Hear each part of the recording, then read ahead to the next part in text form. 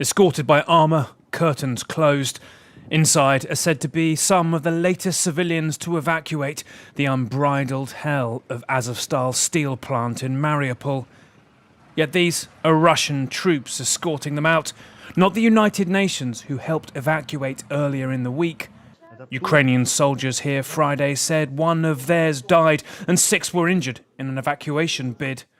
And while Ukraine said it began a new operation to get people out from under this, the savagery of Russian bombardment at the factory, the UN said Friday a total of 500 people had got out since their efforts began this weekend.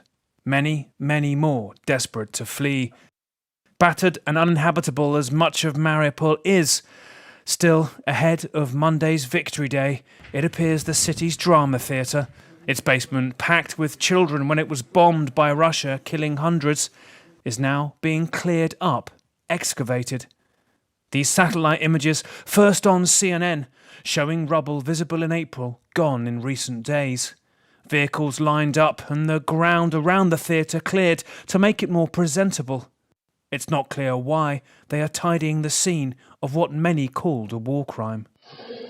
The warped world of what Russia calls liberation was also on view here, in these rare images, filmed inside a filtration camp, where Ukrainians are held before being forced to go to Russia. Passports taken, sleeping on the floor or in chairs, illness from the cold.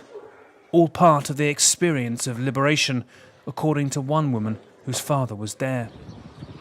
And this stage visit, evidence of Russia's rush to assimilate what it's clumsily torn off Ukraine. This is Kherson, the first city it captured, and the man in the beard is Denis Pushilin, separatist leader from Donetsk, in a visit suggesting Kherson, under Russian occupation where protests are crushed, will also be declared a tin pot People's Republic soon. It all has the whiff of empire. Here, he sits discussing transferring food from Kherson to Russia's separatist areas, watermelons and tomatoes. He might call it trade, Ukraine a food heist. But Moscow is far from having its way, and the costs are heavy. These images, CNN has confirmed, were filmed in a graveyard in Ryazan. The flags are for the Russian paratroop division, the elite, and there are many just in this one city. These are the dead behind the propaganda, with so much rubble in Russia's tiny victories.